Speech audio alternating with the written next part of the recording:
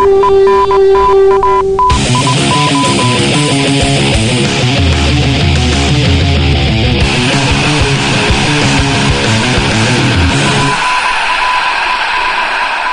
to episode 54 of Norse Code, the first episode of Norse Code that will actually be all about the World Series. There you go, Kyle. Eat it.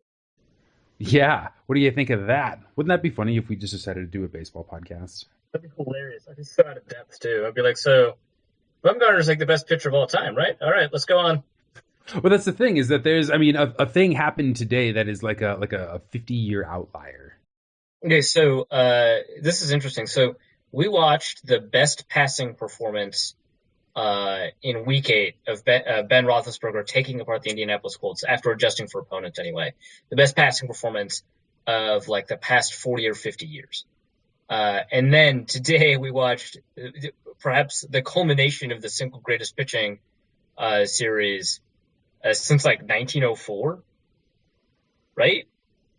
The last pitcher to have such a low ERA through 20 innings pitched was Sandy Koufax. Of course, it was Sandy Koufax. Yeah, in like 1964 or something. But it's the same thing because the next best passing performance was like Joe Namath. Mm-hmm. It's like the same amount of time. Yeah, no, two crazy like 50-year outliers within 48 hours of each other in two totally different sports. Jesus. Although you could argue that the Bumgarner one is even more spectacular because it came at the very last moment of the season, like in the it's championship. It's definitely more spectacular. I would argue that as an individual performance, maybe Bumgarner, and I don't even know if that's true. Bumgarner's performance was a little less spectacular, just because what Ben did. It's such a high volume of high efficiency passing is just so insanely unlikely. But I think you have to take into account the amount of rest that Bumgarner had, and so like the amount of innings he pitched across the series, and then also the moment, right? Like you can't like, I'm like a huge stats nerd. I like don't believe in clutch, but I mean you can't not be like, well, so the moment kind of elevates it. Obviously, it's one of the best pitching performances of all time, but like that doesn't mean he's the best pitcher of all time, right? But speaking of 50-year outliers and people who put together a phenomenal performance that is not indicative of the fact that they are even like a top 10 player of all time, Ben Roethlisberger. It was like 51 points he hung on the Colts. But the thing about that is it's not just like interesting that he threw with something like 40 for 45 over 500 yards, something like 5 touchdowns. And near perfect passer rating, which should tell you how insane passer rating is if that's not perfect.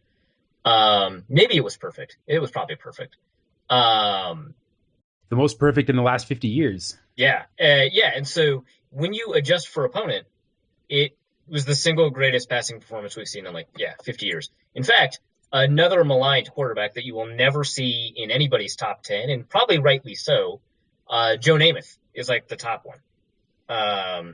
But the NFL doesn't have the history of Major League Baseball. So you've got the Sandy Koufax performance. You were talking about this before the show. The Sandy Koufax performance is, probably, you said probably better in that context. Well, Sandy Koufax was the last player to have as low of an ERA over an approximately equivalent number of innings pitched, or at least 20.1 innings pitched, which is all Bumgarner had in the series, over the course of one World Series. Like the last person to, have as low of an ERA as Bumgarner did over this series was Sandy Koufax, and that was like 1963, 1964. I don't know. It's on Twitter. Like 80 million people retweeted it. Yeah. You can find it if you want. So I just double checked the stat for Roethlisberger anyway. I am wrong. It's the third best performance in the past 50 years. So the best performance in the past 50 years was the 1991 Washington Redskins. Interesting. This is a little side note there. And that's according to Football Outsiders, the best team in the Football Outsiders era of all time.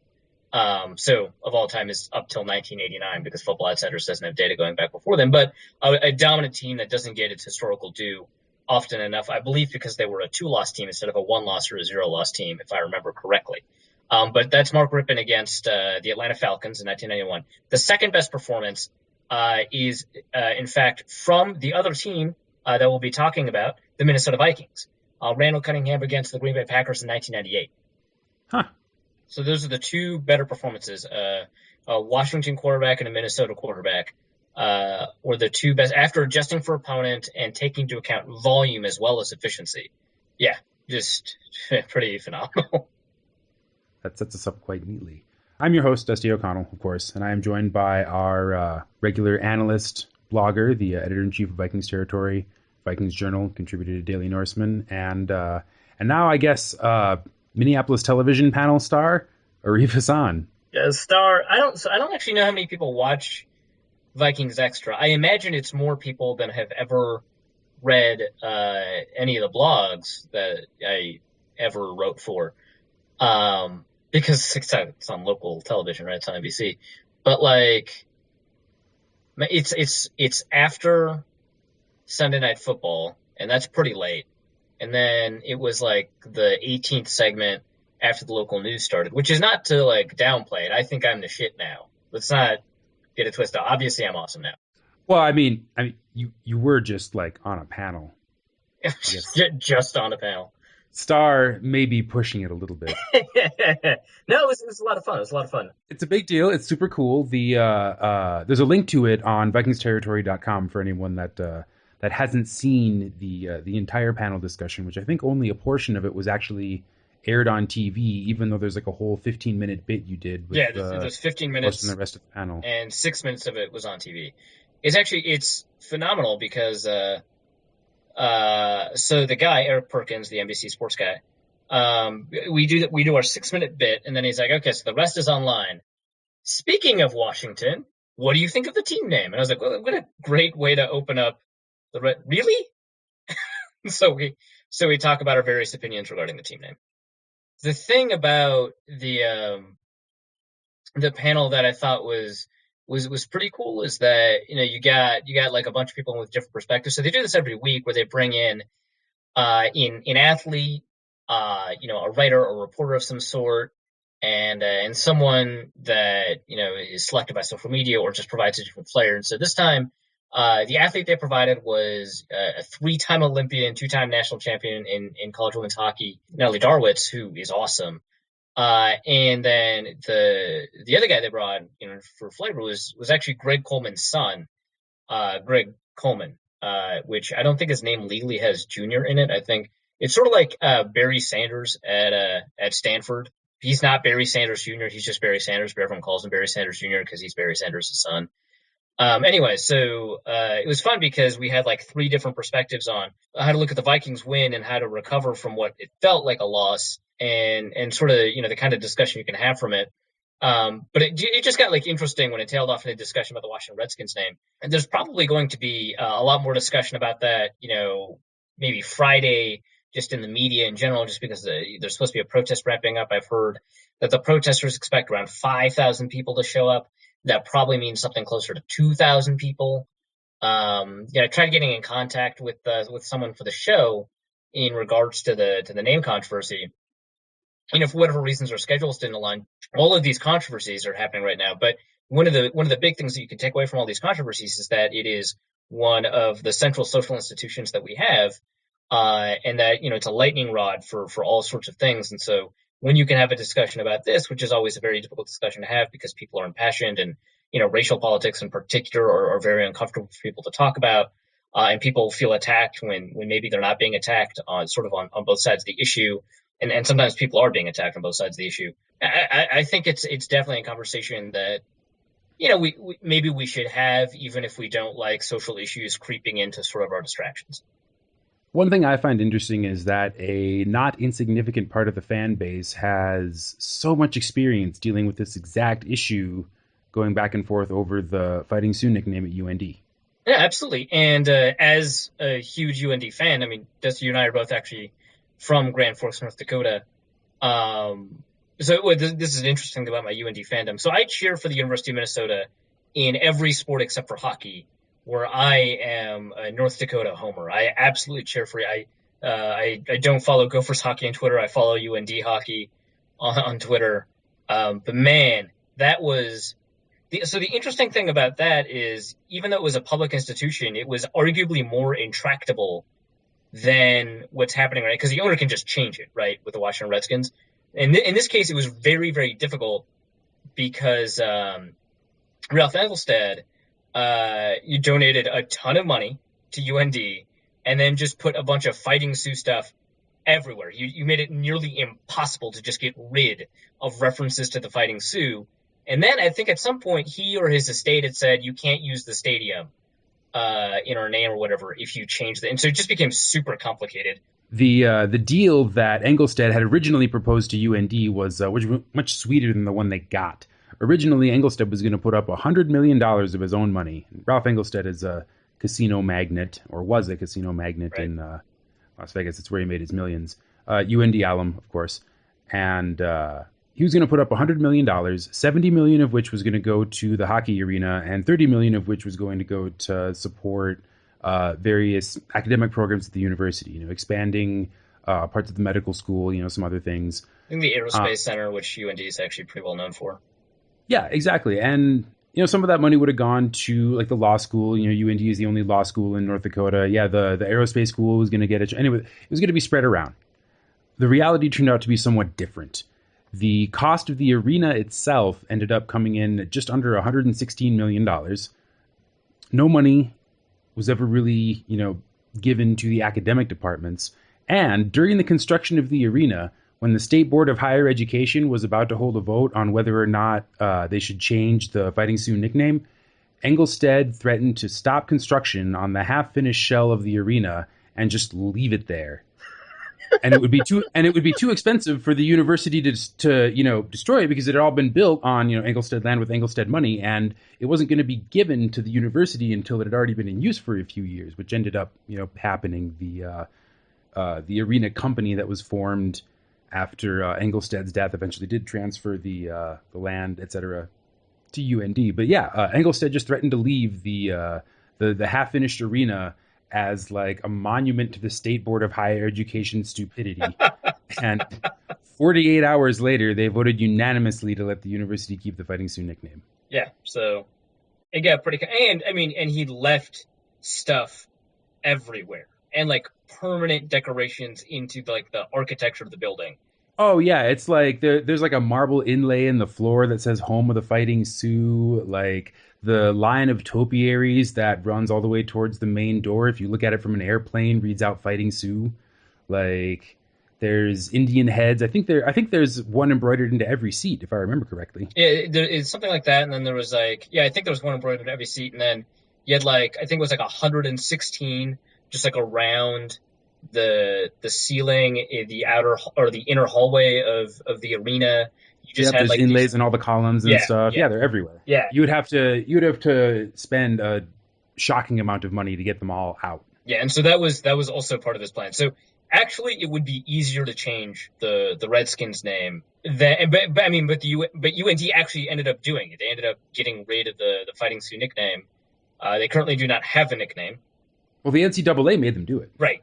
And that's the other key difference is that the NFL is not really in that business of kind of legislating appropriate nicknames, whereas it's kind of come up in the past with other schools in the NCAA, and they have, I guess, a little stricter policy on that sort of thing. Well, in fairness, the NCAA like half their membership consists of like state institutions, and there's like 125 schools in the FBS, much less how many schools just are in the NCAA. And so, yeah, sometimes you just have to be like, man, I did not believe, like this small school out in the middle of nowhere, man, you have the most racist nickname. That is so weird. No. And so then you have to create like these policies that end up getting enforced across the whole thing. Oh, yeah, absolutely. And I would agree that they have a larger responsibility to that sort of thing than the NFL does. Yeah, exactly. So it is different, but I mean, it is definitely not harder for Washington to change its nickname than it was for UND. And I understand they have like a larger fan base with like a bunch of like memorabilia and gear and stuff. It's not like you're going to take all of their memorabilia away. If they're going to wear, no one's going to stop them from wearing like Redskins stuff to a tailgate, right?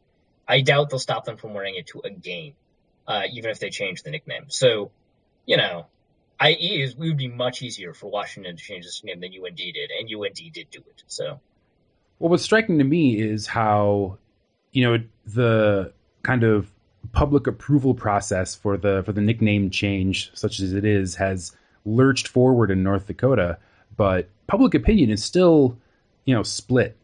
There yeah, are definitely a lot of hurt feelings on both sides, and I mean, this issue for the Fighting Sioux had been going on for, I mean, almost as long as I can remember, 20 plus years. yeah, definitely all my life. Yeah, rumblings of, wanting to change the nickname at this or that time. And then the Ralph Engelstead Arena thing was supposed to be the last word on it. And then the NCAA was supposed to have the last word on it. And now they're starting to form a committee to have the real last word on it now. And the poor editor of the Grand Forks Herald is getting, his comments taken out of context on the matter. Like, it's just unbelievable. This is just over, a Division I hockey team. I mean, it's a nationally competitive hockey team, but only like top 10 or so. Yeah, whatever. It's the best hockey team in the country. I mean, it's pretty okay. We'll say top 5. They've been to the Frozen Four more than their fair share of times. I mean, don't get me wrong. Dude, what are you talking about, man? Dude, I have to give Boston College some respect. Okay, well, so A, that is accurate, but B, fuck you for bringing up Boston College. That's awful.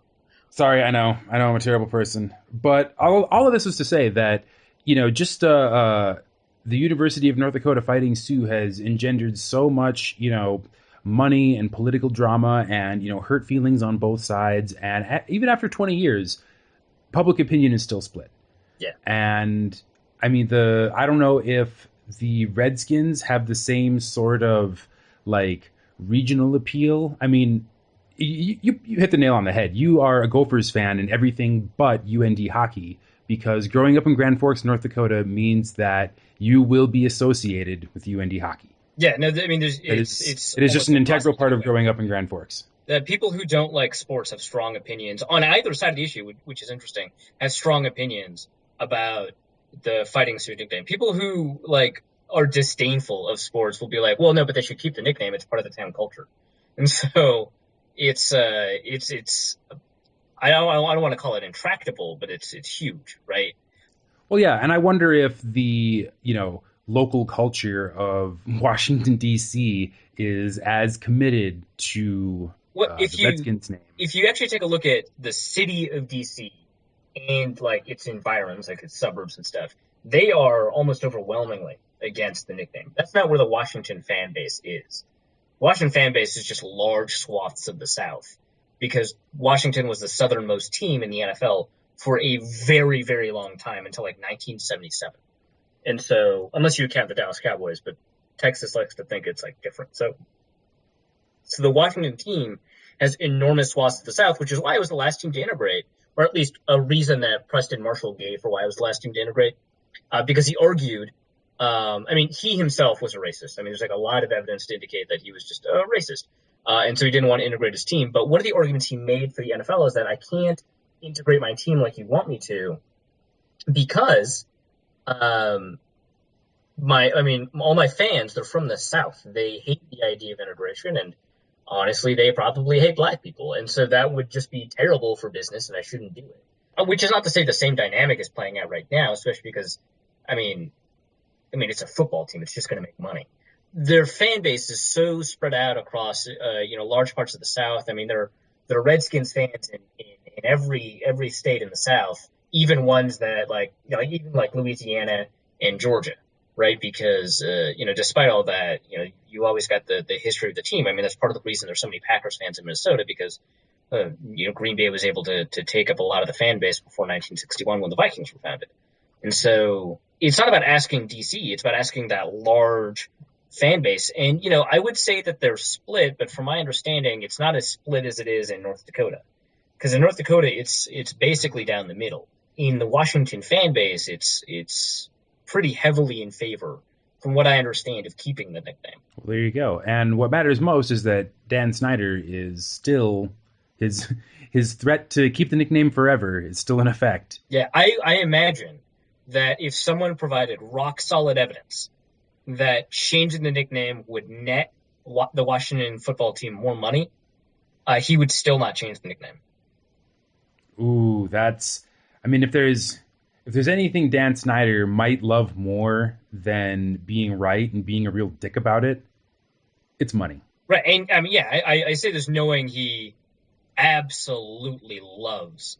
I mean, like he charged fans at training camp. He was the only owner to charge fans at training camp, which meant actually we talked about this on the show I think last year, which meant that it's the only training camp that scouts from every other team were allowed to attend in uniform, because the NFL has this rule where if you charge for training camp, every other team can visit. But if training camp is free, no teams can watch your training camp.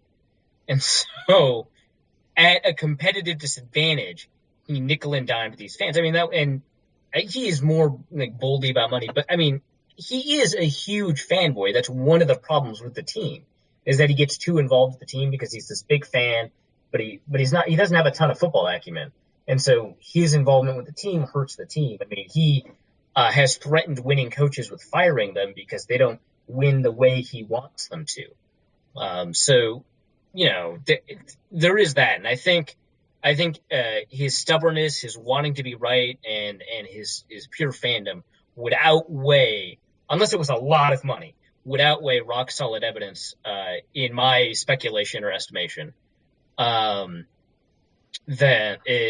rock solid evidence that would indicate that they would make money. I think it just depends on how much money we're talking. How many commas does that number need in it before it gets Dan Snyder's attention? Unfortunately, probably too many commas to make a difference. I mean, if Ralph Engelstad's ghost were to, come down and start haunting us all and, offer $114 million to Dan Snyder, I mean, I think we'd see the nickname change. Also, I just found out that according to this random Bleacher Report article I found from a couple of years ago, the second greatest college hockey program of all time is North Dakota Fighting Sioux. I wouldn't trust this article, though. It doesn't even list BC. Oh. Number one is Michigan Wolverines. All right. But my point is that none of that is true. My point is that UND is one of the best hockey programs of all time. You're just trying to needle me. Dave Hackstall has one of the best winning records in college hockey as a head coach. Yeah, it's got a great program to work with. I don't know that he has ever smiled. That's not part of winning. Clearly. He offers us a large sample of data that indicates that it's true. Anyway, time to talk about what's this podcast about? Baseball and racism, I guess, and hockey. that makes sense. Welcome to North Code. What does that make our formula? That's a good question. I'll have to get back to you on that one. Make sure you check out our website at NorseCodePodcast.com. Although we've just been off our game lately. It's been a rough couple of weeks for the Norse Code staff. I realized yesterday when I was pimping our website to somebody that I forgot to post the last episode on the website, which that is tough. Really makes us look like pros. So be sure to check out the website, NorseCodePodcast.com, for both last week and this week's episode of Norse Code.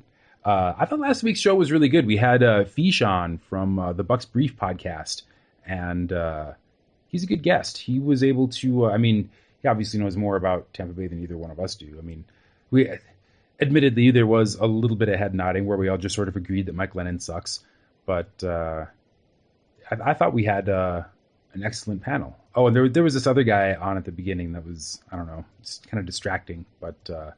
Yeah, I wasn't there for that part, and then when I re-listened to the show, I just sort of fast-forwarded through it, so I don't know who you're talking about. Yeah, you didn't miss anything. All right. But if you scroll all the way down to the bottom of the page, we would really appreciate it if you would click that little yellow PayPal donate button and throw us $5, just so we can, help keep the servers running, keep the lights on, and keep us bringing you the kind of baseball and hockey analysis that you have come to expect and love from Norse Code. So about that Tampa Bay game, all of us were wildly optimistic with our score predictions. We did not correctly estimate just how difficult it would be for either team to score. Yeah, it was, so part of it was that we did not expect the Tampa Bay defense to be good. And in fairness, I don't think it actually was. I think most of the issue was with the Vikings offense. So we kind of overestimated the matchup there. And then, the Tampa Bay offense is bad. The Vikings defense is very good, but I just sort of felt that the difference between the Tampa Bay offense and the Vikings defense, versus, the Vikings offense against the Tampa Bay, I think that both swung in the Vikings' favor, and you just didn't see that throughout you saw that sort of in the second half, but in terms of the total game, you didn't really see that. Well, I think that the defensive side of the ball was definitely much more exciting and maybe a brighter light for the Vikings. Yeah, I yeah, mean, the defense was lights out, but I think my issue is that I had expected the offense against this particular defense to be better than it was, and it just felt like with that falling flat, the difference between the two matchups was relatively small in the Vikings' favor instead of large, which is what I expected. But we should just talk about the defense first, just because it feels good to talk about that defense. maybe a hat tip to the 5 players that got a sack on Mike Glennon. I know it was great, and the thing is, it's not just who they lined up against, and that it helps in a lot of respects, right? It helps. I think it helped Anthony Barr look good until obviously the very end of regulation. And get Austin Seferian-Jenkins isn't quite as accomplished as a tight end, even as a rookie, as many sort of expected him to be. So he's going to be sort of more long term for them. So he couldn't, provide very much for them, and they traded Tim right away. So the middle of the field was relatively well protected, and that I think is because of the matchup. But I think Josh Robinson played extremely well against Vincent Jackson and Mike Evans. There were a couple of moments, of course, where Robinson's height was exploited, but he played, extremely well. Xavier Rhodes, he's consistently an up and down player, but I thought he had, a better game than worse for sure. And then the defensive line, I don't know what to say about them. They were outstanding to a man, and you can talk about sort of the weakness of the opposing offensive line, and that will always sort of cloud your ability to really take a look at who these players are and how well they did. But Sharif Floyd and Everson Griffin, I think, regardless of how you define their matchups, and I would argue that even though Anthony Collins was good last year and bad this year, that despite that, Anthony Collins is still presented a reasonable matchup for Everson Griffin. I think that regardless of the nature of the competition, both Floyd and Griffin showed up in huge ways on Sunday, and Floyd is having a tear. These past 2 games have been absolutely phenomenal. They've been some of the best defensive tackle play we've seen from the 3 technique position for a while, and that includes sort of the last 2 years that we've had Kevin Williams. And obviously that's just 2 games. You want more than 2 games, but that is what the Vikings wanted when they saw Floyd fall down the board. And so this is who we want him to be. This is who he was supposed to develop into, and you're not going to expect this from him every game, but this is the flash of potential that had been missing for the past 2 years, and he's been phenomenal. And Linval Joseph did a very good job not getting moved around, and I thought in Brian Robeson, I don't think PFF was a huge fan of him in this game. I would disagree a little bit just because of the way that he played contain. I thought the defense played really well. I think there were some issues, of course, with Anthony Barr late in the game. I thought there were some issues with the way Chad Greenway reacted to the run, but I wouldn't say Greenway played poorly or anything like that. The only linebacker I really would have any issue with is Jasper Brinkley, and then Captain Munnerlyn, 1 or 2 mistakes, but I think that he played much better than he has for most of the season. So, and Harrison Smith played really well. So I thought, really good defense, really, really nice and fun to see. You didn't really mention a nominee for NFL Defensive Player of the Week, Rookie of the Week, and he was given NFC Defensive Player of the Week, Anthony Barr. Yeah, well, I did mention some of the issues, but obviously, he's obviously much more than those issues. I thought Anthony Barr's performance was a little overrated by fans, but that's not to say it wasn't a very, very good performance. I just find it difficult to give him credit for the win if I don't also give him some of the blame for having to go into overtime because of his coverage of Austin Sperry and Jenkins. But that said, I was thinking about this recently, obviously recently, but I was thinking about this like earlier today, and I think the reason you could argue that his game was on, even if you just only looked at those two plays. So let's just talk about those two plays for a second. If you only looked at those two plays, you would still argue that Anthony Barr had a better game than worse, because the likelihood of you giving up coverage, if you're a good player, is such and such, right? There's like a 10 to 30 or whatever percent chance that you're just going to give up that coverage, even if it's in a critical situation, even if you're sort of supposed to be a player who's clutch or whatever, right? But the likelihood of you getting a strip, scoop, and score, that's small regardless of your talent level. And so he only performed a little bit below expectation on the touchdown he gave up. He performed well above expectation on winning the game in that final play. So I think on balance that was good. But then you take a look at sort of everything else that he did. I thought he did a very good job in the run game. He's still a very good pass rusher. He did a pretty good job, rushing the passer sort of in the opportunities that he had there. He wasn't targeted that often, even though I thought that was going to be a strategy because, I mean, with quarterback struggles like the Bucs have, with offensive line struggles like the Bucs have, you want sort of those shorter, easier passes. And if it just so happens that the shorter, easier passes are against a linebacker core that has been suspect in coverage, that's sort of where you'd think you'd want to take them. But even though that didn't happen, I think that he looked better in coverage than I had expected. And I don't know, he just does everything. He does everything. And his development as a football player is one of the most unexpected things I've seen from a rookie I mean, like, it's like that. It's like Robert Griffin's rookie year, which obviously was probably a bit bigger than Anthony Barr's rookie year right now. And there's not a lot else, because rookies who do well, you tend to know that they're going to do well. Anthony Barr was supposed to be a project. I mean, he was a high first round pick, but he was supposed to be a project. He didn't just switch to linebacker and play linebacker for 2 years. He's playing an entirely new position. And Mike Zimmer basically said that in his press conference after the game too, that it is still an entirely new position that he's learning right now. He isn't building on a lot of what he learned at UCLA at linebacker, because he was basically a defensive end or a pass rusher there. And so he is in his third position in 3 years, and he's one of the best rookies he might be the best rookie in the NFL. I mean, the only other linebacker that plays off ball as often as he does that's doing well as a rookie is CJ Mosley. And then Khalil Mack, the 3-4 outside linebacker the Vikings sort of wanted, he's playing really well, but he's not getting those sack numbers that make 3-4 linebackers look good. But I mean, Anthony Barr as an off-ball linebacker is playing much better than you can expect most rookie linebackers, even high first-round picks to. And so this is unexpected. I love it. I like the Defensive Player of the Week berth. There's an article on Daily Norseman by Christopher Gates where he quotes the NFL's Stats and Information Department, who say that Barr is just the 6th NFC rookie in the last 10 years to earn this distinction, along with DeMarcus Ware, Clay Matthews, Brian Arakpo, Sean Lee, and Luke Kuechly.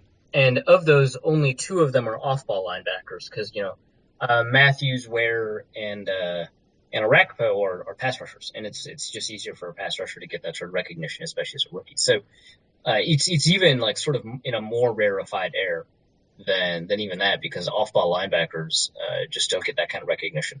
Having said all that, I am skeptical that he will win Rookie of the Week when he is up against competition such as Sammy Watkins, whose 3 catches went for 157 yards and 1 touchdown. Yep. And Martavis Bryant, who caught 5 balls for 2 touchdowns, only 83 yards in those 5 catches. Yeah, Big Ben did him wrong, I guess.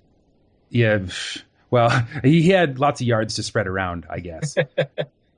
But yeah, when you've got, players that have had games like that, I mean, it's hard to argue that Anthony Barr, I mean, other than the fact that his touchdown came at the very end of the game, it's hard to argue that he had, a bigger impact than some of these receivers. And there are several that had pretty good games, including Brandon Cooks and John Brown. So, yeah, well, real quick, I mean, we can also talk about the rookie receivers, because this is the best rookie performance we've seen from rookie receivers ever. This year, rookie receivers, as of week 8, have more touchdowns and more yards than rookie receivers through any week 8 in NFL history. And in fact, they have more touchdowns through week 8 than rookie receivers did have through the entire season between like 2000 and 2006. So people like John Brown, a third-round pick, Brandon Cooks, Sammy Watkins, who is actually probably not having as good of a season as those two are. It's so interesting.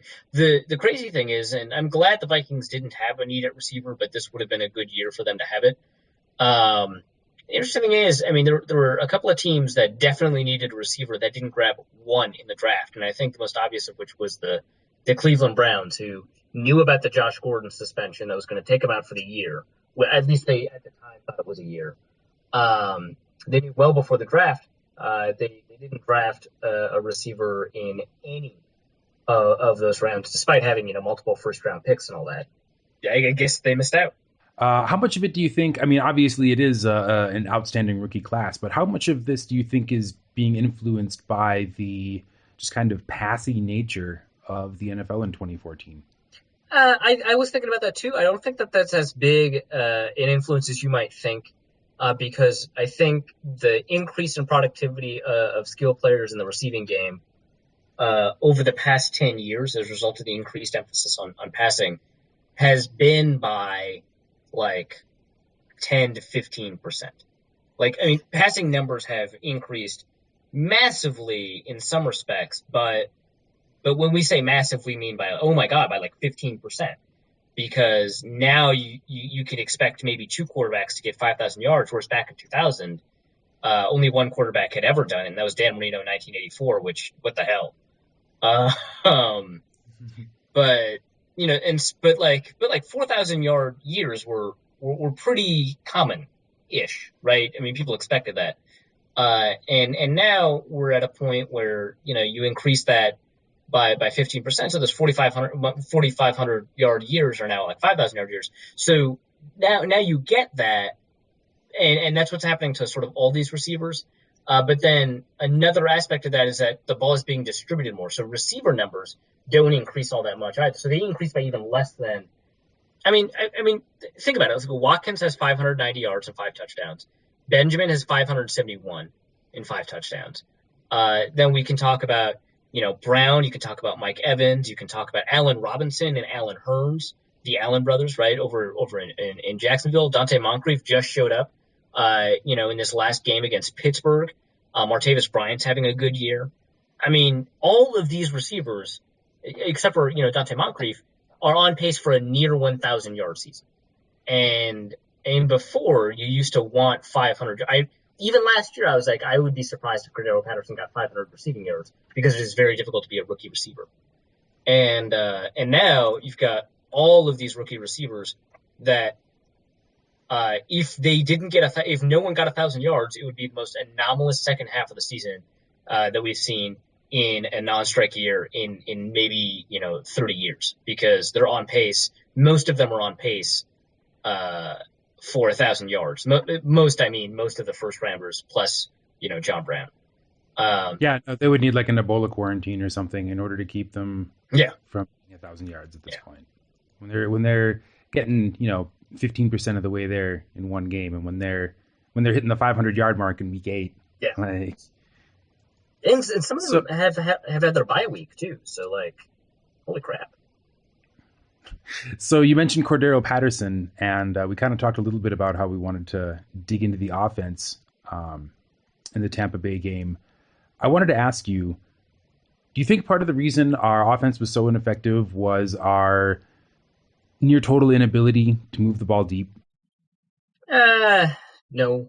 I think people don't tend to pass the ball deep all that often. I mean, you take a look at North Turner offenses in the past 2 years, both in Cleveland and in San Diego, and he passed the ball past the 20-yard line around 11% of the time.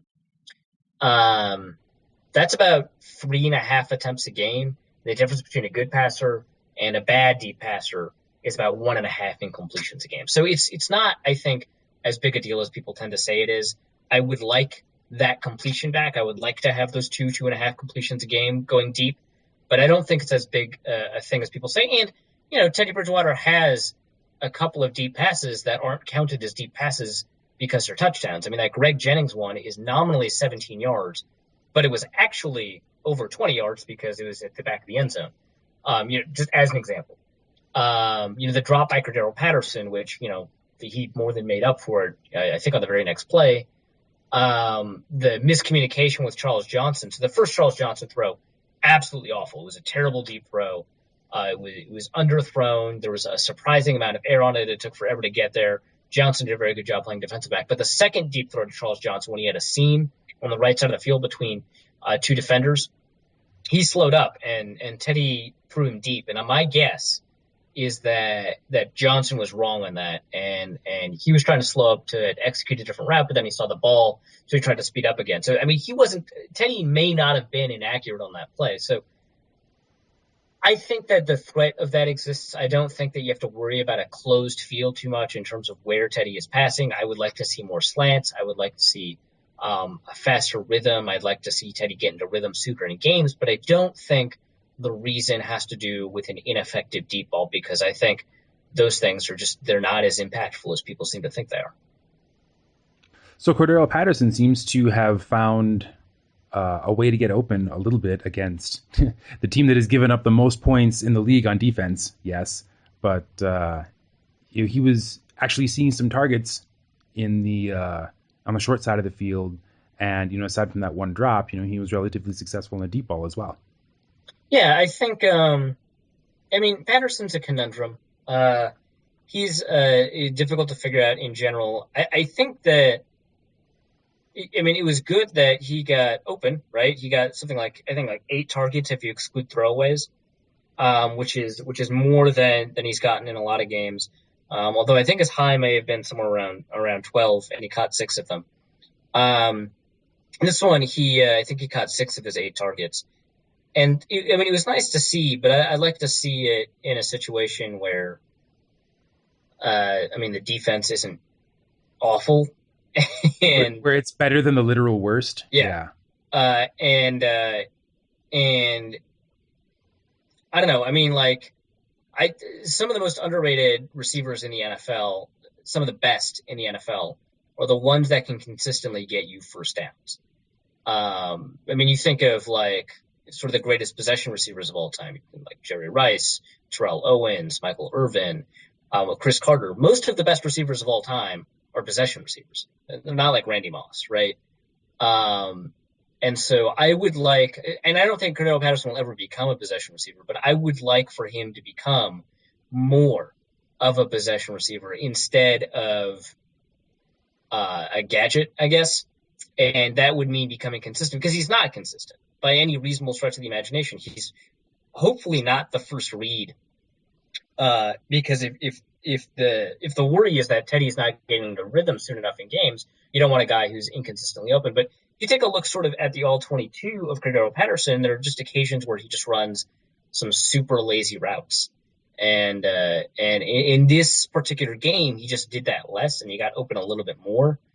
But I would not argue that he is on his way to improving from where he was 3-4 games ago until I see a little bit more. Why didn't we see as much of Greg Jennings as we maybe would like? Yeah, I'm not entirely sure. He was actually open quite a bit, which... What is of course he was open. He's Greg Jennings. Greg Jennings is always open. That should be our formula for next season. It's true. That should be our formula for next season. Greg Jennings is always open. Well, he got 5 targets. One was that deep touchdown. And another one was across the middle of the field. I think it may have been a shallow cross the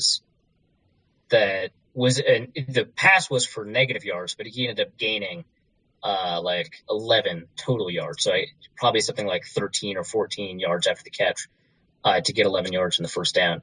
And then another one to the left of the field, I think it was for a first down.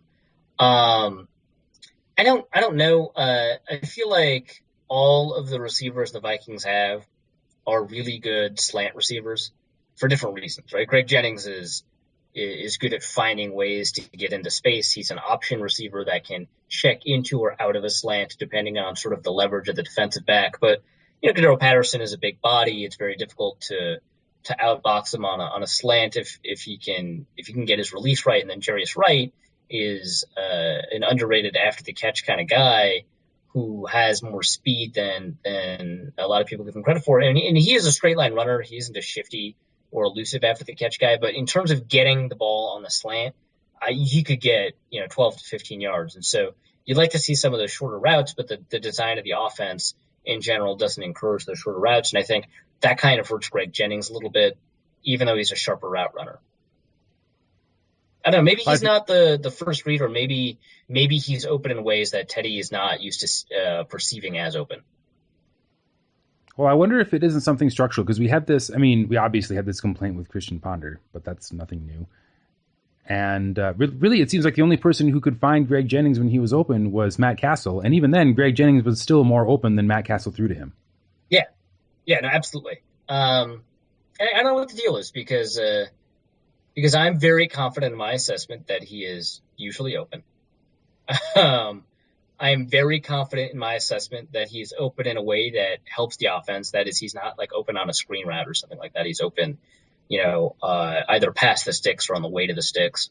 And he's got more reliable hands than people seem to remember. I mean, his drop rate in his time in Green Bay was somewhere around 7%. And on average, the drop rate for a receiver is 10%.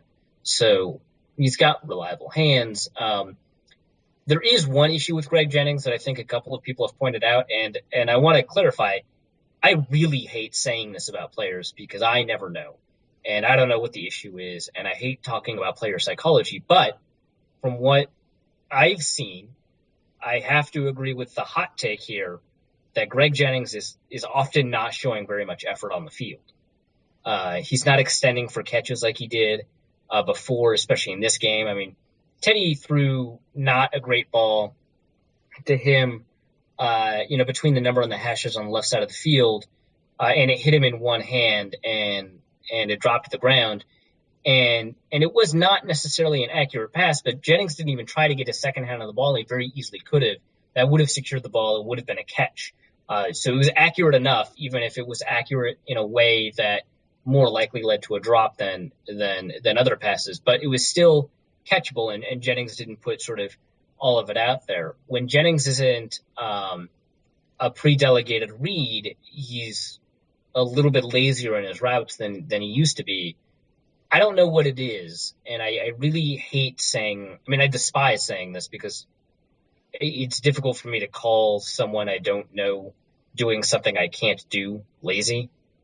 But it seems like he's not, putting as much effort out there as he has in previous games. So that might be part of it too.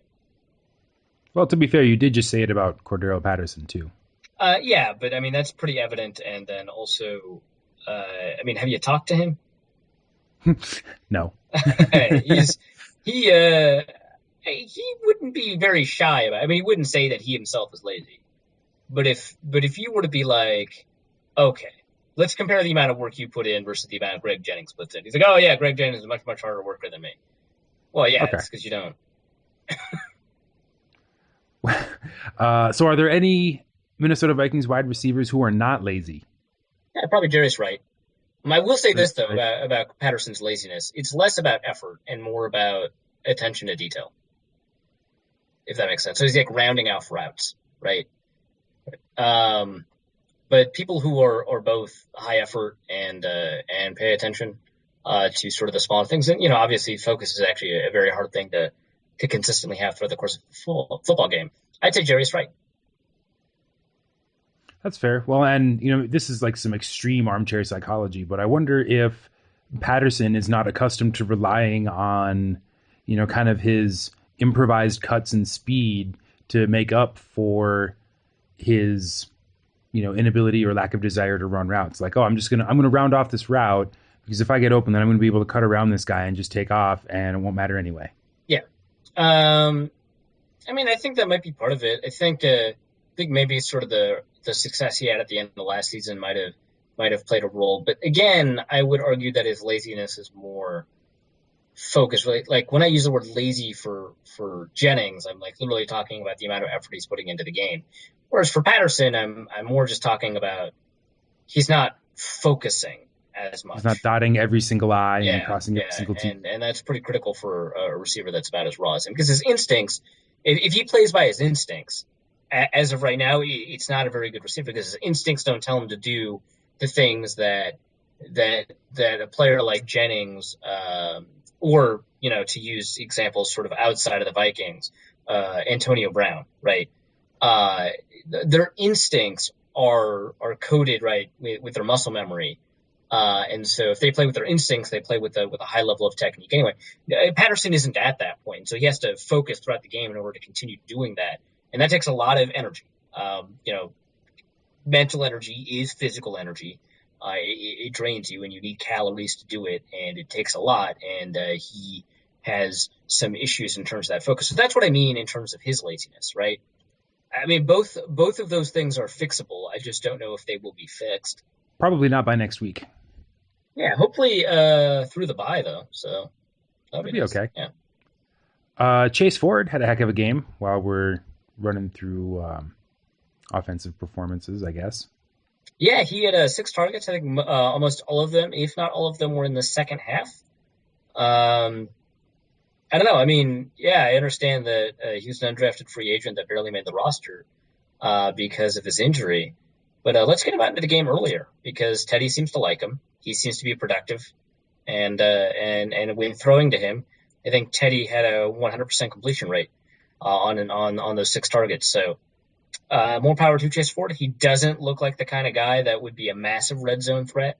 But I mean, if we're having trouble identifying receivers in order to get to the red zone, then let's see a little bit more of Ford out there. And Yeah, bring on the Ford. incidentally, he is a terrifyingly bad blocker. But sometimes you take what you can get. Well, we've got some, or we're supposed to have some decent blockers. That's the theory. That's the idea, anyway. The execution is maybe not quite lived up to it this season. Yeah, it's been rough, but it's been good enough for a player like Jerick McKinnon to make some waves. Dude, Jerick McKinnon. Oh my goodness. I think I was listening to Purple for the Win this week, and Andy Carlson was talking about how it seems like the Vikings have just sort of adjusted to not having Adrian Peterson by throwing Jerick. Well, they tried Matt Asiata, and then they threw Jerick McKinnon in there, and I mean he's averaging what, like 5.4, 5.6 yards a carry on the season. Yeah, no, his and also career, right? Uh, Yeah, uh, for now. yeah, his average this season is 5.2, or it's like just below 5.2, but you round. And that's obviously the result of the 4 games he's had significant carries. In that Atlanta game 7.5, that Detroit game 3.6, and then 5.4 and 5.2 after that. So yeah, I mean, and Buffalo is an extraordinarily good run defense, and his ability to do that despite you know all of the issues with the blocking, has been it's been great. Well, and not only that, but it seems like teams have not really changed their kind of offensive plan or defensive plan rather for Minnesota. I mean, it's still 8 men in the box, occasionally 9 men in the box, and they're just gonna send those guys mostly after Teddy instead of after Adrian Peterson. But the effect is kind of the same, and you need somebody who can get past those guys, and McKinnon appears to be that guy. Yeah, one thing we haven't sort of talked about is McKinnon's. He had a couple of games where he's a pretty decent receiver. So the Detroit game where he only got 40 yards on the ground, he also got 40 yards in the air. He has been a spotty receiver a lot of the time, like a lot of the time. He's had a couple of drops. He's had a couple of focus issues. He takes a little bit of time to get turned around. But that's an area of the game that he can still provide massive value for the Vikings if they're willing to incorporate him. But as a runner, I mean, I mean, I've said this particular phrase or iterations of the phrase, so many times. But I mean, his vision at the line of scrimmage is already in the top half of running backs in the league. And that is such an astounding feat. I have no idea how this could happen for somebody who wasn't a running back. And I understand he ran the ball a lot as a quarterback at Georgia Southern because he wasn't really a quarterback. He was an option player. He's basically option A, neither quarterback nor running back. But it's a misdirection scheme. You have a pre-delegated running lane to go through. There's a lot of options, and so you didn't have to figure out how to get into open space so much as pitch the ball if you didn't have it. I mean, there's a lot of things that prevented him from being able to read the line of scrimmage, and in particular, read linebackers after the line of scrimmage and make plays. But he exhibits not only that, but in combination with that, something you don't tend to see with players that young or that athletically gifted, something we didn't actually see with Adrian for some time, vision and patience. His ability to just wait for his blockers to get into the right spot for him to explode through, and something he didn't have in the Atlanta game or in the Green Bay game, and to some extent the Detroit game, is something he has shown in the Buffalo and the Tampa Bay game. His ability to explode at the right time. It took him a while to figure out that he needs to turn on the jets at a particular moment, but when he does, it's great. The thing I want him to work on that's not related to like pass protection, whatever, like obviously that's like its own issue, but as a runner, the one thing I want him to work on is his open field vision. Because I mean, frankly, it's terrible. It's such awful open field vision, which is so weird when you think about it, because you think that that's a transferable skill, your vision at the line and your vision in the open field. But evidently it's not, and he's really bad at it. I imagine it's fixable. I don't know. But once he does that, he can turn those 40-yard runs into touchdown runs. And that would be a huge asset, obviously.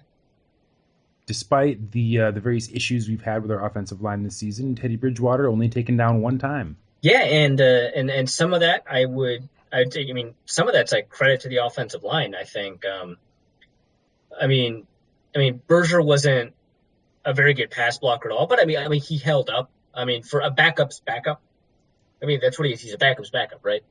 I thought he did okay. I mean, the sack that was allowed was through him, right? So it wasn't like, he's the guy I want to point to. But, I mean, you worry about cascade breakdowns in the offensive line when you have issues with injury, and that's the person that you're worrying about because he wasn't there to start the season. He wasn't the primary backup and so on.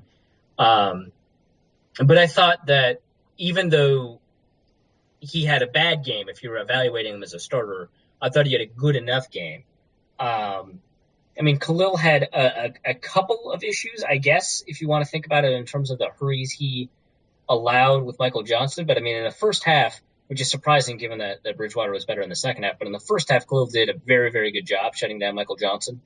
I think Charlie Johnson had a pretty decent game. I think he allowed a couple more hurries than I would have been comfortable with. But both Lodeholt and Sullivan, I would say, both had very, very good games as pass protectors. And that's what you wanted to see because Sullivan is your all-pro center. He's the guy that you're saying is the best in the league at his position, or at least in the top three. Phil Lodeholt, at the time, signed like the second richest contract or the richest contract a right tackle had signed. Now, after him, I think, was like Andre Smith and Goster Sherrillis, so he ranks 3 or 4 in terms of right tackle contracts. But he's supposed to be one of the better ones in the league, and the past few games you've been sort of questioning his ability to pass block, even though he had resolved a lot of those questions over the past 2 years.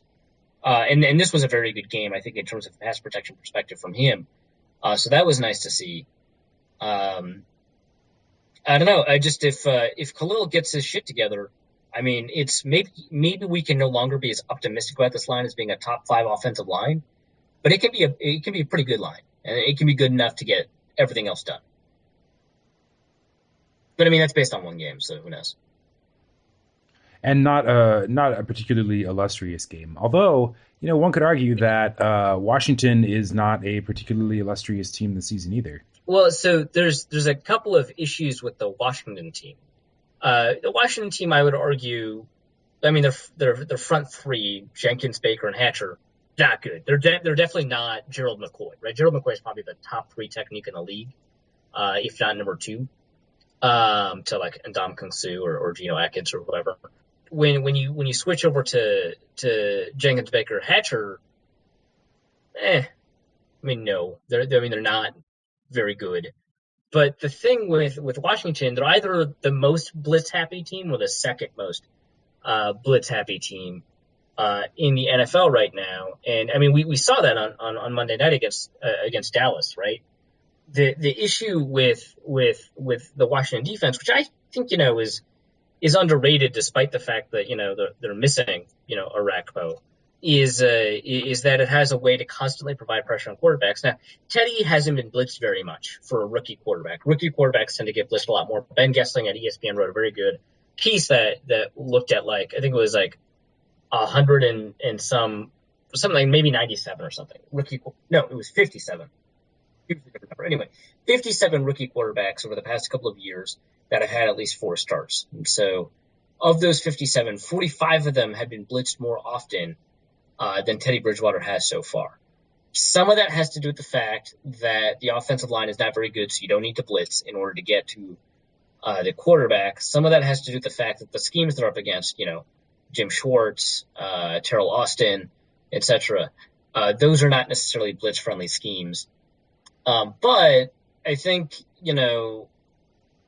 some of it may have to do with the fact that Teddy is doing a better job against the blitz than most rookie quarterbacks. And I would argue that that's a smaller portion of it than other things, but I think it's still relevant. Now, I don't think that's going to affect Washington in this game. I think they're still going to blitz very often. They blitz on something like 40-45% of plays. It's really often they're going to send 5 or more rushers, maybe an inside linebacker, maybe a safety, maybe a cornerback, and they're very happy with their rushers. I mean, Brandon Merriweather rushes the passer relatively often.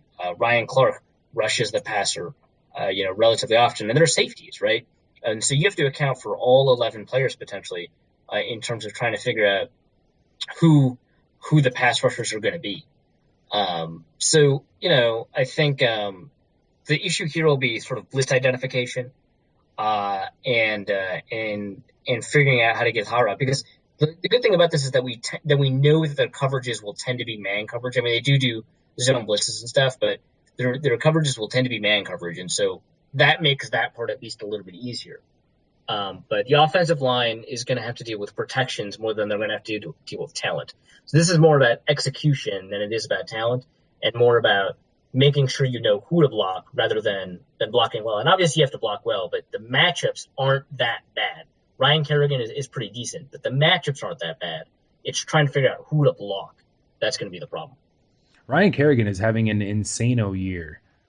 He has 7.5 sacks on the season so far, which ties him for all of 2011 when he started 16 games, and is only 1 sack behind his performance in both 2012 and 2013.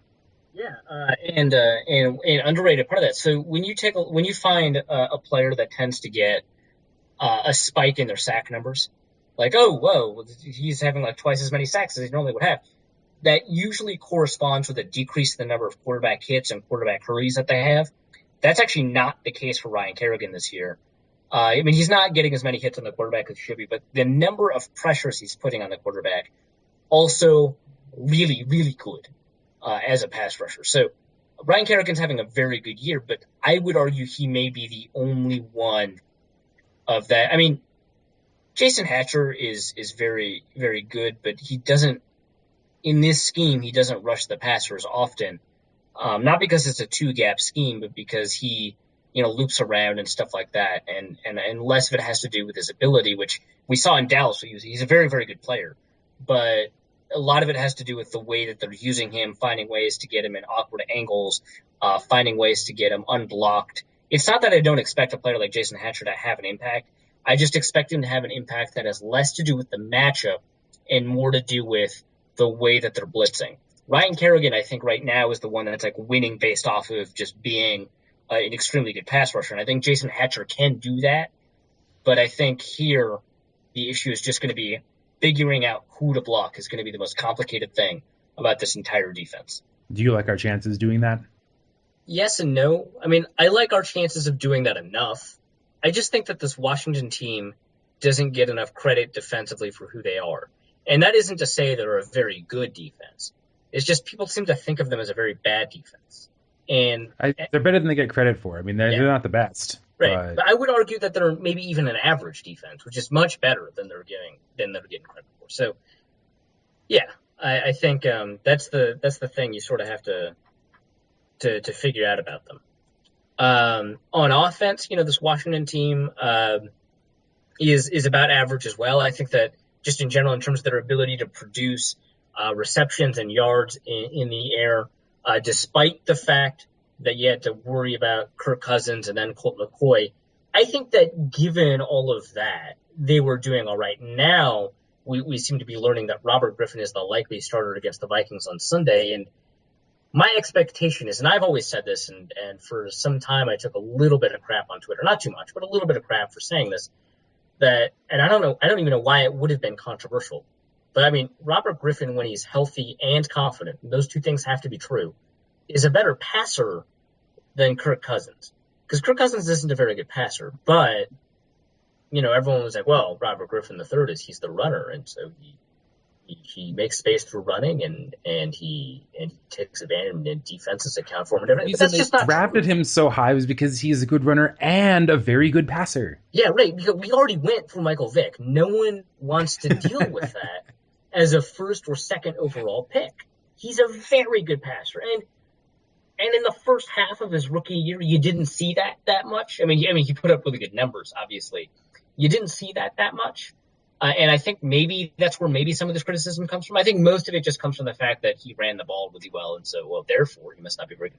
But in the second half of his rookie year, he stepped up in a huge way as a passer. I mean, he stopped throwing, these sort of short routes. I mean, he had perhaps some of the lowest average depth of target in the league and the highest yak percentage in the league in terms of what his receivers were doing halfway through the year. But then he turned it around, and it became sort of the offense was almost entirely about him putting receivers in positions to win and running the ball at times when he could. And he was a really good passer. He threw really accurate passes. He threw them deep downfield. He did a really good job of taking advantage of his talents. And, of course, he gets injured, and then his season last year was terrible. I mean, we talked to Coach Esser about what was happening, and a lot of it had to do with confidence, a lot of it had to do with his knee.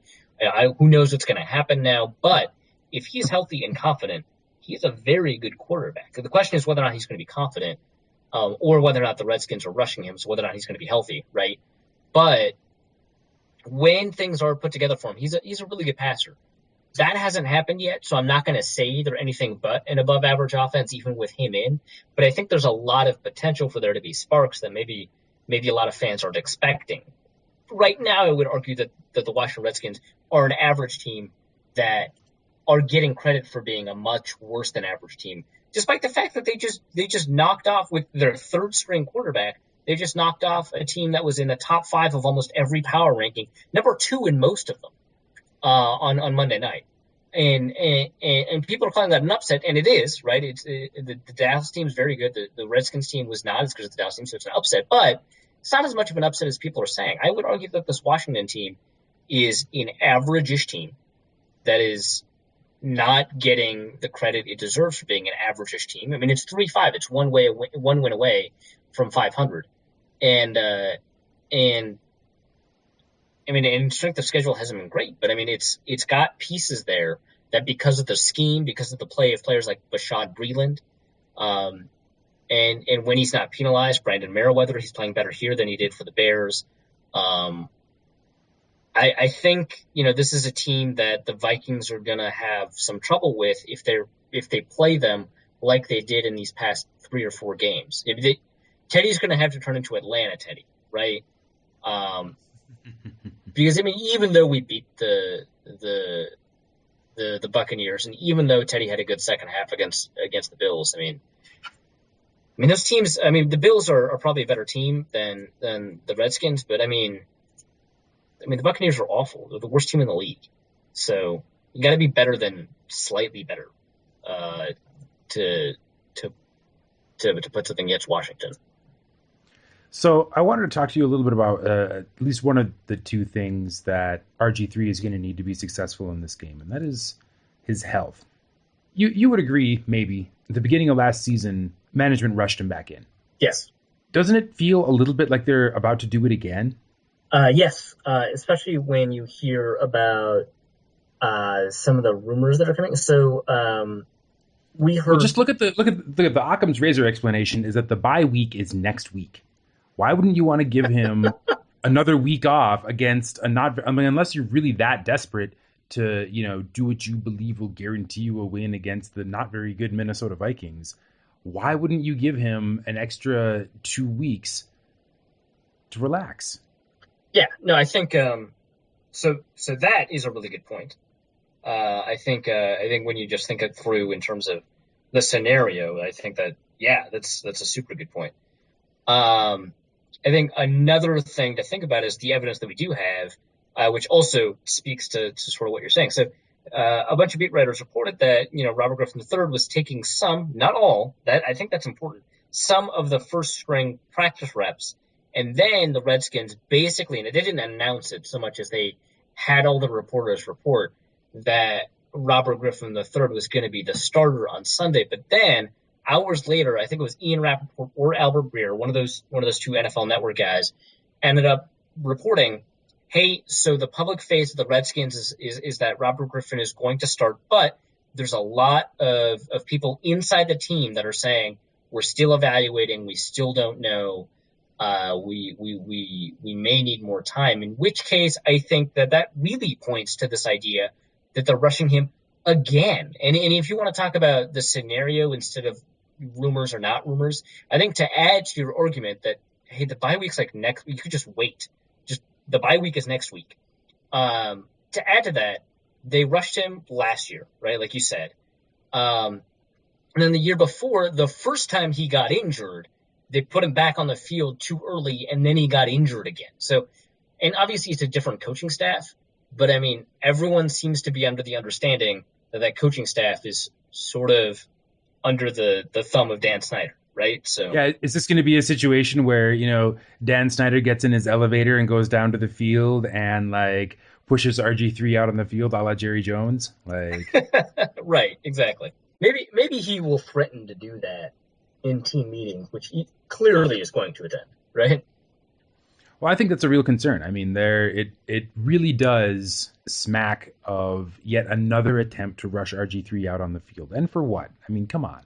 Like, it doesn't make a whole lot of sense to me that all their hopes are pinned on RG3 coming out and having a good game. I mean, Kirk Cousins and Colt McCoy can both throw the ball to Deshaun Jackson.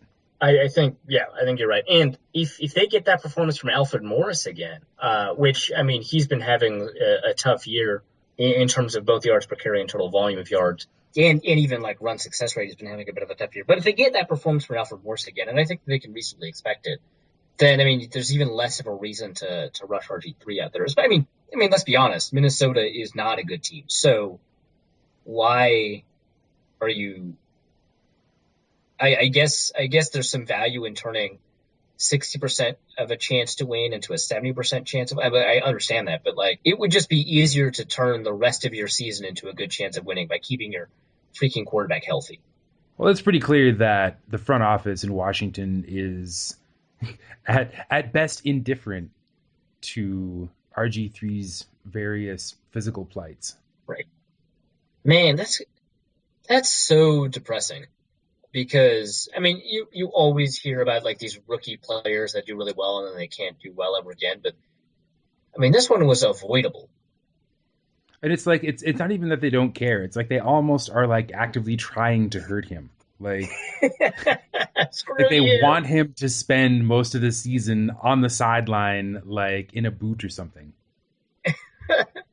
So have you seen like the analysis of the of that trade, the Redskins Rams trade?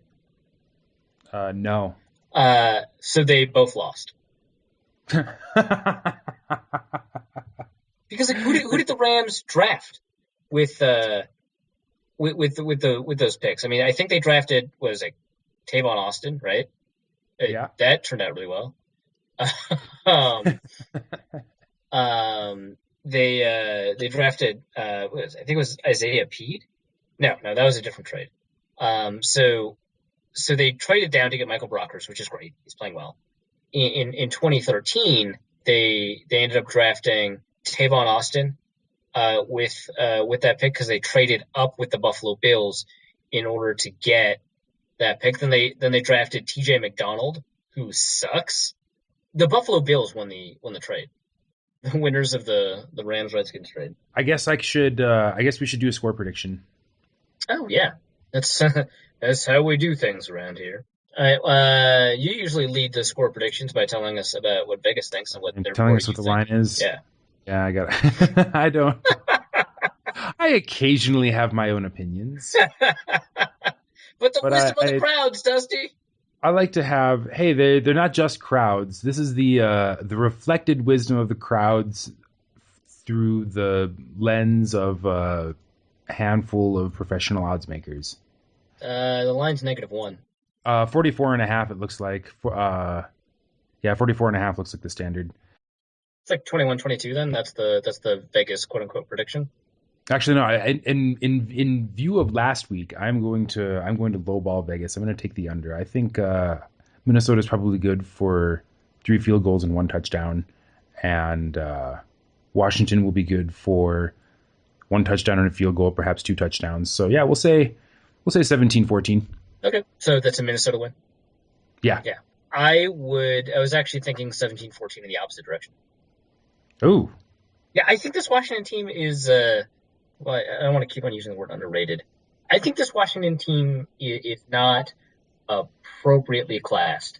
I think that's fair. I mean, looking at their Pro Football Reference grades, I mean, their SRS is, just slightly below average. Their offense, slightly below average. Defense, a little more below average. Their strength of schedule, a little bit more difficult than average. So, yeah, they are an average to slightly below average team that has a reputation as being one of the suckiest teams in the NFL. Which, I mean, their history, yes, okay. So the reputation is fine, but I think that the reputation is infecting our current understanding of who they are. So the Minnesota Vikings need to be more than who they are in order, even with home field advantage, in order to walk away with a win. Because there is no getting around the fact that despite how good this defense can be at times, there's never been a complete game from this defense. That's one thing, right? And two, the offense is terrible. I don't care how much I love Teddy, and I love Teddy. I think he's very good. I think he's going to be very good. No, the offense is not good. It's missing pieces. Yeah, it's not just missing pieces. It absolutely is missing pieces. It's missing cohesion, right? It's missing like the understanding where these pieces can work together. Because I mean, you take a look at the All-22. Aside from last week, Greg Jennings is Greg Jennings. He's like getting into places. He's getting into spaces. He's getting open, right? But we're not getting into him, right? And so Teddy is talented and Greg is talented, but they're not talented on the same page, right? And so that's like also what this offense needs. And does that happen by next game? It very well could. Who knows? But I don't want to. I mean, this is a team that had to go to overtime against Tampa Bay.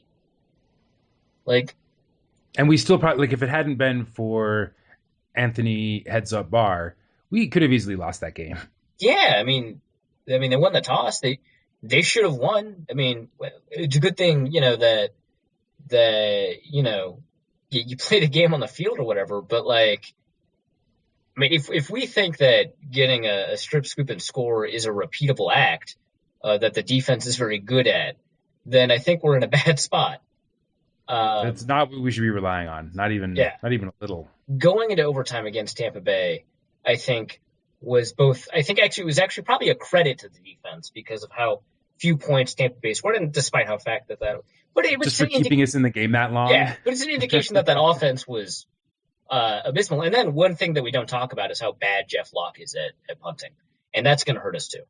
And if the Redskins ever figured out and put Deshaun Jackson back at punt returner, we're done. That would be terrible. We're going to punt it 30 yards to Deshaun Jackson? That's our plan? I don't like it. I'll tell you this, though. I like our chances with RG3 at the helm better than I do the other, I think, most likely option. And the reason why is this week's number of the week. Okay. What's the number of the week? 85.7. That is a nice specific number. That's not Colt McCoy's passer rating because it's higher, right? So Correct. It is his completion percentage over the last 2 games, That's not which real. is That's the bullshit. highest completion percentage of any quarterback in the NFL over 2 games this season. I mean, it had to be someone, right? And it's Colt McCoy. Colt McCoy is putting together the most dominant quarterbacking performance as in the NFL as the 3rd string quarterback for the Washington Redskins. Well, okay, so A, we went through this with Kirk Cousins. B, That's fair. B, if his passer rating is north of 70 in this game, then I will only refer to him from here on out as Colt 45. I meant completion percentage, not passer rating. Oh, okay. Yeah, I mean, I think that's... He would be pretty grossly underperforming the season he's had so far if he only completed 70% of his passes. Yeah. So if he completes 70% of his passes or more in this game, he is now Colt 45. Well, he will have earned it. But no, I think the chances that we get a healthy and confident Robert Griffin for an entire game on Sunday are unlikely. But I like those chances better than if we have to face Colt 45. That's not his name yet. Yet, okay. Then if we have to face the real McCoy. Yeah, there you go. I'm going to get out ahead of that one before approximately half of all sports blogs use it on Monday. Yeah, well, I guess you haven't been on Twitter often, but I haven't seen it on blogs. You're right. 85.7% completion percentage, 2 games, only 1 touchdown, but. Hey man, we know. Actually, I don't know if we know this. One thing I should say is that touchdown percentage is notoriously volatile for young quarterbacks. So I wouldn't think about that one or the other, which is good given that Teddy's touchdown percentage is very, very low. The real McCoy, not that young. He's 28, the oldest quarterback Jesus. on. I know, surprise, oldest quarterback in the Washington roster. I mean, but he still looks like he's 7. Well, so does Andy Dalton. Well, that's like a ginger thing. Like his face still looks older. Also, Andy Dalton like pumps iron, and I mean all quarterbacks do, but no, Andy Dalton like really does. Yeah, he's like I'm not gonna say he's built because there are other quarterbacks who are clearly more built than him, like Cam Newton. But like, I mean, he's got like some guns, which is like you don't expect that. You know who's way older and would look significantly younger if he shaved his horrible mustache? Is Kyle Orton. I was just about to say Kyle Orton. But Kyle Orton looks young because he's perpetually in college, right? Like, it's a different kind of looking young. Like he's sitting in some, like, kind of rundown house with, like, a really old big screen TV that's, like, too big to really fit out the door. And there's, like, soft furniture, but it's, like, not very nice. And he's just, like, reclining back, drinking a beer, waiting for another NFL team to call him and be like, hey, we really need you to come quarterback. Our starter's not working out. We need the best journeyman quarterback in the NFL. And Kyle Orton just like pounds his beer and crushes the can in his hand, drops it on the floor as he walks out of the house. That's how I imagine Kyle Orton getting the call up.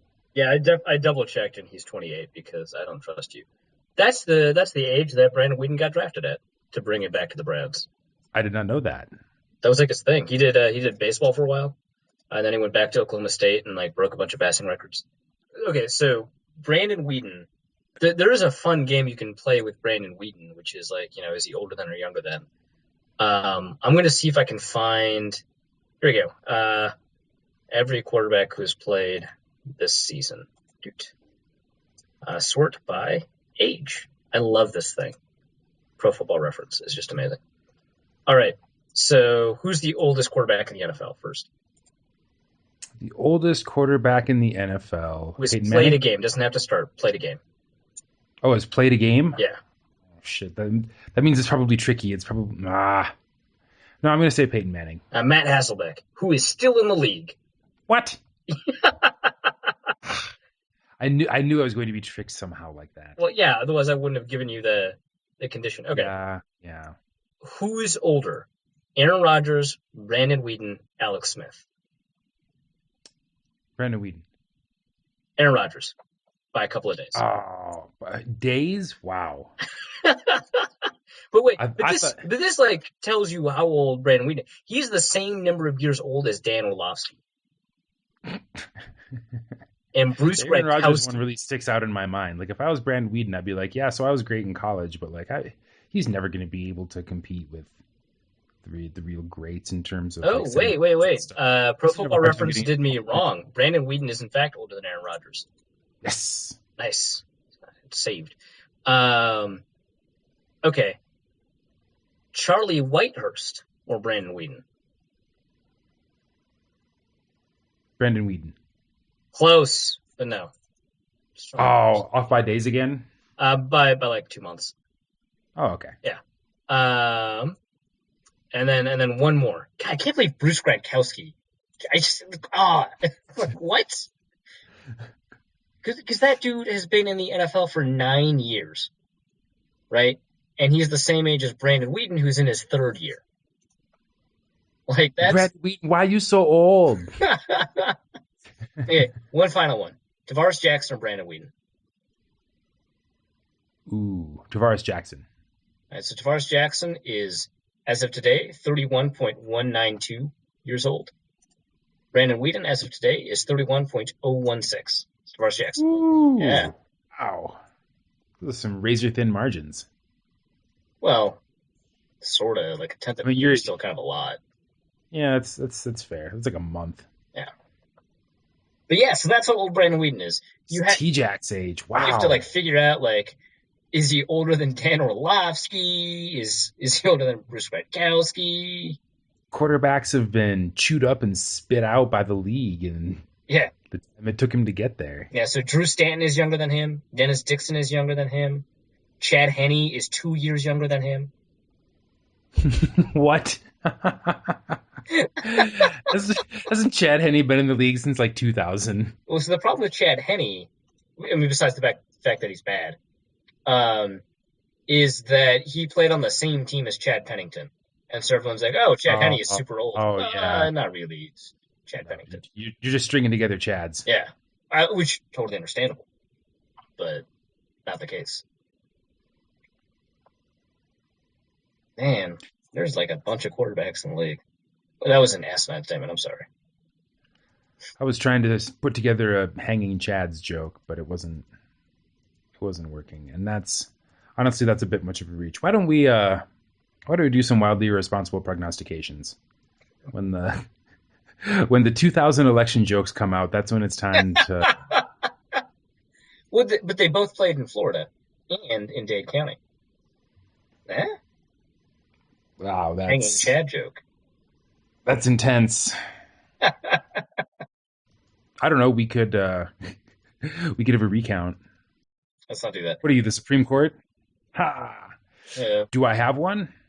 I mean, that's the whole point of the segment, right? That we have wildly irresponsible prognostications. I suppose. We have one from a listener. Tommy the Gun 13 on Twitter writes us, the Vikings will go 7-1, presumably to close out the season. Second in the division, and yet still miss the playoffs because Vikings. So they go 10-6 to mix the playoffs? That sounds about right. Like in terms of Vikings luck, I don't think they'll go 7-1. We do play the Bears twice. Yeah, but I mean, then 5 other teams. But they still have to play Lions. So they lose the Lions. Lions win the division. Vikings go 10-6. Lose tiebreakers to the NFC East and the NFC West. Oh man. Right? You could see that happen. Yeah. No, it could happen. It is not outside the realm of possibility. Okay. Do you have one? My wildly irresponsible prognostication is that you will forget to call Colt McCoy Colt 45 after about 2 games, even though he finishes out the season for Washington. So this prognostication has within it, folded in it, a prediction that he has a completion percentage of 70% over this next game. And not only that, but the 2014 season ends with Colt McCoy as the Washington starter. I like that. I like that one. Little 3-fer there for you. So Teddy Bridgewater is on pace to throw for 2,700 yards. He's on pace to throw for 5 touchdowns, and he's on pace to throw for 10 interceptions. So it's 2,700. So his final stats are on pace to be 2,700, 4, and 10. So my prediction is that he throws for over 3,000 yards. You flip some of those numbers around so that he throws for 10 touchdowns, and he only throws 2 more interceptions for the rest of the season. His final stat line will be 3,000 plus yards, 10 plus touchdowns, 7 minus interceptions. So, yeah, not that he will necessarily throw for many more yards than predicted, but he will be much more efficient and score many more points, which, to be fair, to this point, he has not done at all. Right. Really. Yes, accurate. And he will somehow manage to avoid being picked off despite the questionable nature of our offensive line and the pressure that they will probably fail to stop over the course of the season. Yes. I have certainly said crazier things. That is certainly irresponsible. Certainly not my most irresponsible. That was the Michael Vick one. That was that was pretty irresponsible. But I like the there is a strongly irresponsible angle to the 10 touchdown prediction. I think both the because he's got like 8 games, right? Like 2 interceptions in 8 games. That's very irresponsible. That's astonishingly good. Should do a mailbag. So Kyle Segal writes us with a bunch of nonsense questions. Yeah, I'm only going to do a couple of these. Is it true that Big Mono puts ketchup on his hot dogs? Is that like not allowed? I don't know. That's a pretty standard practice. I encourage it even. Maybe it's a Midwestern thing, but yeah, no, I would never put only ketchup on a hot dog. But right, I mean, I like my onion bits and stuff. I think they could use. Yeah, I if I'm at a gas station or a baseball game, which are really the only 2 places I ever get hot dogs. Right. I usually go for the whole like hot dog salad, a little bit of ketchup, a little mustard, some relish, some onion. I may skip the onion if it is in those little packets like the relish. If there's jalapenos, you know that's happening. Yeah, well, definitely. I don't do mustard in sandwich or sandwich-like things like hot dogs. I don't know why, but I love mustard everywhere else. Like I love mustard on ham. Oh man, what a great glaze for ham. But if you add bread, then all of a sudden the mustard is no longer welcome. Well, bread in certain configurations, yeah. But like mustard glazed ham on bread would be okay. Yes, absolutely. But fresh mustard between the ham and the bread. That's disgusting. Get out of here. That is much weirder than putting ketchup on a hot dog. Of course it's weirder. That's why I brought it up. I hope that's a real thing and you didn't just make that up for purposes of the mailbag. No, I hate mustard on sandwiches. Although it may just because of an early exposure to poor quality mustard. That might be the reason. You know, I was going to say you may just not have had the right mustard. There's a company here that makes a wonderful local mustard with Colorado cherries and habanero peppers. Oh my god, of course. Well, it doesn't have to be this particular mustard, but if you ever get an opportunity to try cherry habanero mustard, I strongly suggest you take it because that shit is bomb. My girlfriend is on this massive mustard craze, or she has been for like 6 years. Maybe she just really likes mustard. I shouldn't say she's in a mustard craze. Well, mustard lends itself to crazes because it can be done in all sorts of like fussy artisan ways. Yeah, well, she is super into that, right? And so she has, through that, convinced me to put it in more and more things. Because before, I wasn't even that hot about it in like just anything. And then she was like, "No, you just had really shitty mustard." And I was like, "Well, okay." I'm trying, like, because we weren't dating at that time. So I was like, "Well, I'm willing to not be an asshole around you, so we're going to try mustard." I will not choose this hill to die on. Right. Well, so that's like how I flirt, right? I'm just less of an asshole to someone. and I mean, it worked, right? So, and so we should try it with like this mustard. And I was like, well, actually, it's actually a pretty good point. That is in fact a far superior mustard. But I still am not sold on it in like sandwich form yet. I am willing to admit that I can change my mind. So here's something weird. If I'm eating like a bratwurst or like a high class or high quality sausage or something, I prefer mustard, like brown mustard, like spicy mustard, Hmm. something with some actual like mustard seeds visible in it. Right. If I'm eating a baseball stadium hot dog, it's got to be that Like nasty yellow neon pictures mustard. yellow. Yeah, it's Oh got to be God. that. That's the only mustard that will do. Brown mustard just tastes weird. It's like trying to put sriracha on Taco Bell. It's an inappropriate attempt to class up something that has no class. Uh, I mean, okay, fair enough. Um, Relish, I am yes or no on. Stadium relish, I'm likely no on, but I can be in the mood. Uh, some of the like artisanal relishes out there are really good. Oh yeah, if you have like a little deli in your neighborhood or something, and they've got some relish in a jar with a cheap looking label, that's what you want. Yeah, absolutely. Kyle also writes us: Is it true Big Mono eats cereal with water?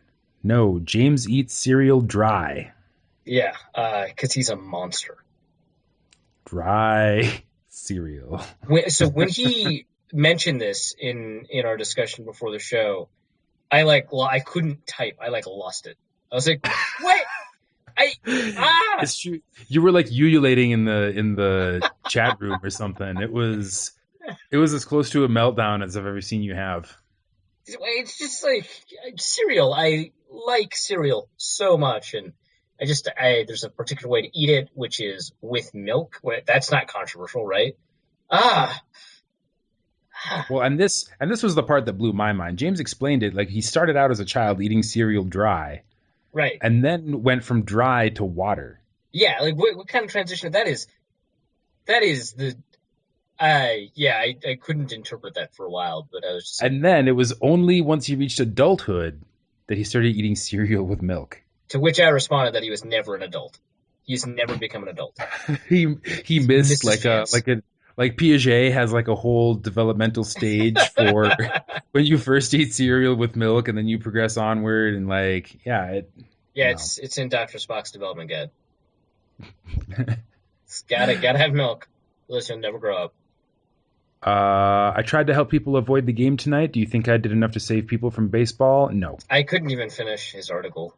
That's just too there's just no room for hatred and vitriol like that in sports. The thing is, I don't even like baseball. I mean, I love going to the games. I love games. Going to them. I don't really like baseball that much, but I mean, even I watch the World Series, right? Yeah, it's a great sport. It's like I said at the top of the call. Life is a lot like baseball. But see, when you say life is a lot like baseball, you're saying it in a way that baseball sucks and life sucks, and we just have to get through this together.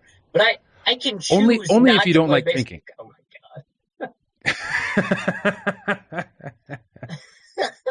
That's all I have to say about that. One of the great things about baseball is how we can look at Madison Bumgarner's performance and immediately. I mean, of course, it's such a dominant performance. You can find context for dominant performances in other sports, but the game of baseball has such a long history and has changed relatively little other than the various advances in performance enhancing drugs and the ability to protect yourself from being discovered using them. Uh, Aside from all that, the game of baseball has changed very little This changed extraordinarily little. Yeah.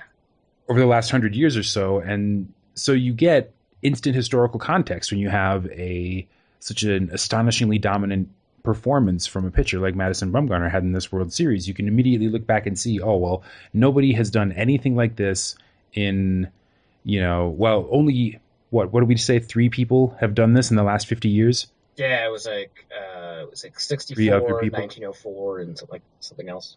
91. Yeah. Anytime you try to have the who's the greatest quarterback in the NFL argument, the very first thing somebody needs to say is, well, which era? Or, you can't really compare across eras. And we can avoid all that in baseball. So, nah. Yeah.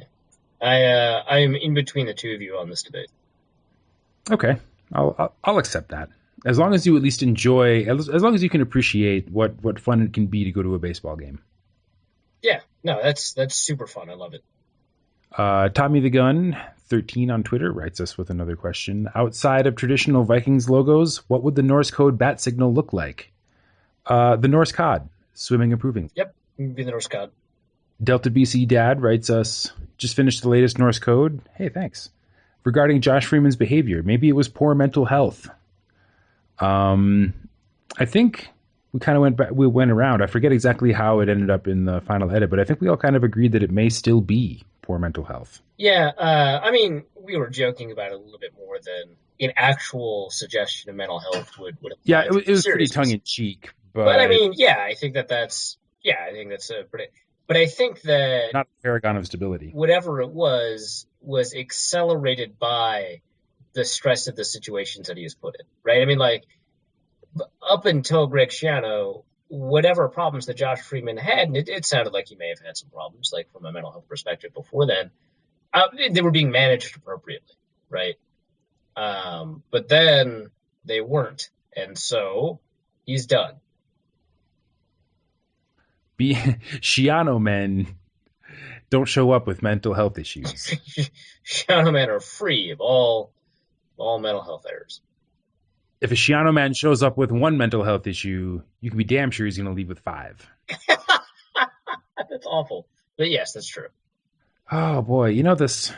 I never stop marveling at how we manage to make a show of approximately the same length every time, no matter how little I try to prepare for it.